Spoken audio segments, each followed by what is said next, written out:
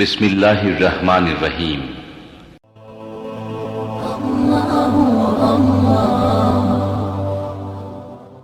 এইবার ফিরাউন ডাকান্বিত হয়ে প্রশাসনের দায়িত্বশীল যারা আছে সেনাবাহিনীকে ডেকে বলে, শোনো, এলাকায় তল্লাশি চালাও, ঘরে ঘরে অভিযান চালাও, যে জায়গায় মুসারে পাইবা ধরবার জবাই করবা, যাও, বেতন কি আমনে বাড়ায় দিছি, যা বলবো তাই করবা। এই জন্য বোঝে না প্রমোশন কি এমনি দেয়। হাউন আঙ্কেল কই গেল, চেহারা আর দেখা যায় না। টিভি অফিসটাকে আস্থার জায়গা, ভাতের হোটেল, নায়িকা গেলেও খাওয়াই, হিরো আলম গেলে খাওয়াই, ছাত্রদেরকে ধরে নিয়ে যায় খাওয়াই, উজুর কেউ পিটাইয়া খাওয়াই, বিএনপির নেতাকে ধরেও খাওয়ায়। কিন্তু এই মানুষটা নাই, ভাতের হোটেলটা বন্ধ। এখন বাবুর্চি যারা ছিল তারা গেল কোথায়?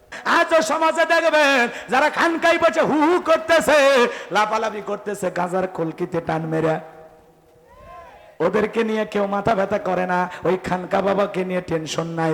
মন্ত্রী হামান, টাকো হামান, যার মাথায় কোনো চুল ছিল না, সাদে মাল নাই, বাম পাল্লট, পুরো মাথা ছিল ভারতের দমদম এয়ারপোর্ট। দেখেন না কিছু টক শোতে মাথায় চুল নাই, এরাই নাকি বুদ্ধিজীবী। ফিরাউন ডেকে বলে, হামান, আসলেই তোর মাথায় বুদ্ধি আছে, তবে শোন, ছেলেগুলোকে জবাই করবি, মেয়েগুলোকে জবাই করবি না, কারণ ছেলেদের মধ্যে আমার শত্রু আছে, মেয়েদের মধ্যে কোনো শত্রু নাই। তার মানে চোর হলেও মানুষ ভালো। মোবাইল নিয়ে গেল, সিম কার্ড খুলে দিয়ে গেল। কথা বলেন ঠিক কি না? মসজিদে গেলে যেন ইমামতি করতে পারে, ইউনিয়ন পরিষদে গেলে যেন ইমামতি করতে পারে। কথা বলে ঠিক কি না? থানার ওসি সাহেব তাকে হওয়া লাগবে যে ওসি সাহেব নিজে ইমামতি করবে আর তার পিছনে সমস্ত তার বাহিনী নামাজ আদায় করবে। তাহলে ওই ওসি কোনোদিন ঘুষ খাবে না, ওই চেয়ারম্যান কখনো ঘুষ খাবে না। কথা বলেন ঠিক কিনা? আমার কথা অনেকের খারাপ লাগতেও পারে, একটু মেনে নেন। আমার ভাইয়েরা গভীর মনোযোগ দিয়ে শুনবেন।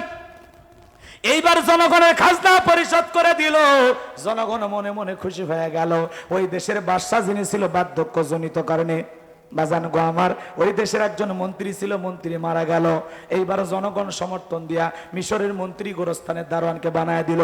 বার্ধক্য জনিত কারণে যখন বাদশা মারা গেল, এইবার ফিরাউন সমস্ত জনগণ ডেকে বলে, সমস্ত জনগণকে ডেকে বলে, শোনো, বাদশাহ মারা গেছে, বাদশাহ ছাড়া একটা দেশ চলতে পারে না, তোমরাই বলো এই মিশরের বাদশাহ হবে কি? সমস্ত জনগণ ডেকে বলে, আপনার চরিত্র আগেই দেখা হয়ে গেছে, আপনি যদি মিশরের বাদশাহ হন আমাদের কারো কোনো আপত্তি নাই। এইবার জনগণের সমর্থন পাইয়া এক চান্সে মিশরের বাদশাহ হয়ে যাওয়ার পরে ক্ষমতার চেয়ারে যখন ফিরাউন বসলো, মিশরের বাদশাহ হওয়ার পরে হামানকে ডেকে বলে, হামান, আজ থেকে তুই হবি আমার মন্ত্রী আর আমি হব বাদশাহ। আজ থেকে দুইজন মিলে সুন্দর করে দেশ পরিচালনা করব।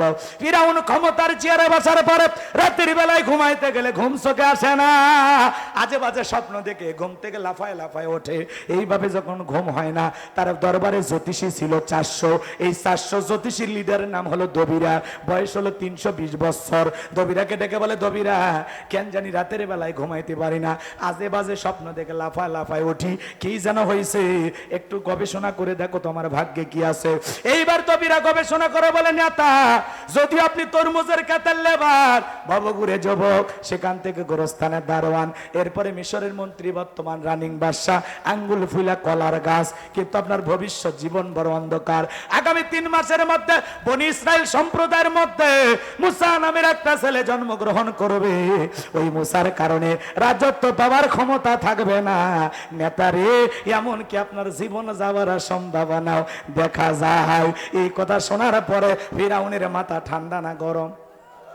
যদি বলতো মুসা আসবে, খানকা বানাবে, বসে বসে জিকির করবে, নামাজ পড়বে, তাহলে কি মন খারাপ করতো? আজও সমাজে দেখবেন যারা খানকাই বসে হু হু করতেছে, লাফালাফি করতেছে, গাজার কলকিতে টান মেরে, ওদেরকে নিয়ে কেউ মাথা ব্যথা করে না।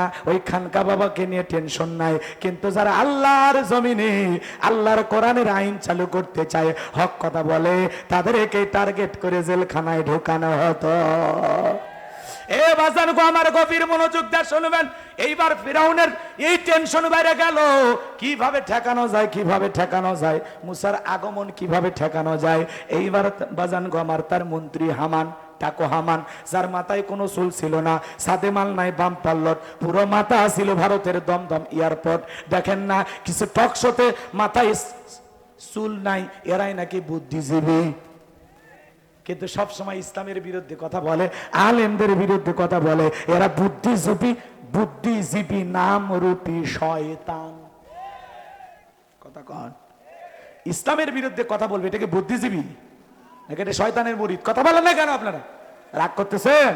আমার ভাইরা গভীর মনোযোগ দিয়ে শুনবেন, ইসলামের বিরুদ্ধে কথা বলবে যারা, বুঝতে পারবেন শয়তানের মুরিদ নিয়েছে তারা। আমার ভাইরা সামনের দিকে যায়। এইবার হামান ডেকে বলে না, তার টেনশন নাই, মাইট ইজ রাইট, জোর যার মুল্লুক তার, পাওয়ার রাজত্ব ক্ষমতা আমাদের হাতে আছে, আমরা যা বলবো মিশরের জনগণ তাই মানতে বাধ্য। কি করতে চাও? এইবার হামান ডেকে বলে, নেতা যত ছেলে সন্তান জন্মগ্রহণ করবে জবাই করে করে বিদায় করে দেব, তাহলে আপনার মুসার আগমন ঘটবে না। এই কথা শোনার পরে ফিরাউন ডেকে বলে, হামান আসলেই তোর মাথায় বুদ্ধি আছে, তবে শোন, ছেলেগুলোকে জবাই করবি, মেয়েগুলোকে জবাই করবি না, কারণ ছেলেদের মধ্যে আমার শত্রু আছে, মেয়েদের মধ্যে কোনো শত্রু নাই। তার মানে চোর হলেও মানুষ ভালো, মোবাইল নিয়ে গেল, সিম কার্ড খুলে দিয়ে গেল। কথা বলেন ঠিক কি না? এইবার সন্তান জবাই করা শুরু হয়ে গেল, হাজার হাজার সন্তান জবাই করতেছে বাজান। 3 মাস পরে দবিরাকে বলে, দবিরা এইবার ভাগ্য গবেষণা করে দেখো, আমার পথের কাটা মুসা বললো না বাঁচলো।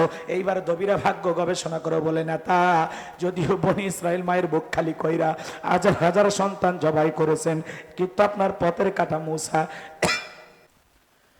এইবার দবিরা ডেকে বলে, নেতা যদিও হাজার হাজার সন্তান জবাই করে দুনিয়ার জমিন থেকে বিদায় করে দিয়েছেন, কিন্তু আপনার পথের কাটা মুসা এখনো মরে নাই, মরে নাই, মায়ের কোলে জীবিত আছে, সুস্থ আছে, কিন্তু কোথায় আছে, কোন বাড়িতে আছে, এই খবর বলার ক্ষমতা আমার নাই। চিৎকার মেরে বলেন মারহাবা। আমার ভাইয়েরা, এইবার ফিরাউন ডাকান্বিত হয়ে প্রশাসনের দায়িত্বশীল যারা আছে সেনাবাহিনীকে ডেকে বলে, শোনো, এলাকায় তল্লাশি চালাও, ঘরে ঘরে অভিযান চালাও, যে জায়গায় মুসারে পাইবা ধরবার জবাই করবা, যাও, বেতন কি আমনে বাড়ায় দিছি, যা বলবো তাই করবা। এই জন্য বোঝে না প্রমোশন কি এমনি দেয়? হাউন আঙ্কেল কই গেল, চেহারা আর দেখা যায় না। টিভি অফিসটাকে আস্থার জায়গা, ভাতের হোটেল, নায়িকা গেলেও খাওয়াই, হিরো আলম গেলে খাওয়াই, ছাত্রদেরকে ধরে নিয়ে যায় খাওয়াই, উজুর কেউ পিটাইয়া খাওয়াই, বিএনপির নেতাকে ধরেও খাওয়াই, কিন্তু এই মানুষটা নাই, ভাতের হোটেলটা বন্ধ। এখন বাবুর্চি যারা ছিল তারা গেল কোথায়? রাগ করছেন আপনারা? হাই রে হাই রে, কি খেলা দেখাইলো মানুষকে, খালি মনে পড়ে। আর এখন মনে হয় কি এগুলো সব লোক দেখানো। কথা কন ঠিক কিনা? আমার ভাইয়েরা মন খারাপ করবেন না, গভীর মনোযোগ দিয়ে শুনবেন যে কথা আমি গুনাহগার বলতে চাচ্ছিলাম। এইবার ভাইয়েরা আমার হৃদয়ের কান পেতে শোনেন। চতুর্দিক দিয়ে সেনাবাহিনী ছড়িয়ে পড়লো, ঘরে ঘরে তল্লাশি চালাইলো। একদল সেনাবাহিনী মুসা নবীর বাড়ির দিকে রওনা করেছে। মুসা নবীর বড় বোন, তার নাম মারিয়ম, ডেকে বলে, মা ওই যে ফিরাউনের সেনাবাহিনী দেখা যায় মা, আর বুঝি ভাইকে বাঁচানো গেল না? ভাইকে তুমি কই লুকিয়ে রাখবা?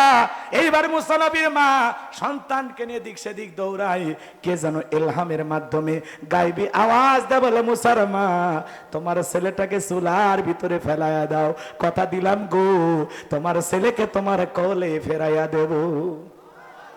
মুসা নবীর মাথায় করলেন। এইবার ফিরাউনের সেনাবাহিনী, ক্যাডার মাস্তান, প্রশাসন যারা ছিল প্রত্যেকটা ঘর তল্লাশি করলেন, বাড়ির জিনিসপত্র তছনছ করে ফেলে দিলেন। তল্লাশি চালায়া ওরা যখন চলে গেল, সন্তানকে পাইল না। মুসা নবীর বাবা চোখের পানি ছেড়ে দিয়া বলে, মুসার মা জালেমদের ভয়ে ছেলেটাকে চুলার ভিতরে ফেলায় দিলাম, আমার মনে হয় আমার মুসা পুড়ে কয়লা হয়ে গেছে। السلام عليك يا حبيبي يا نبي الله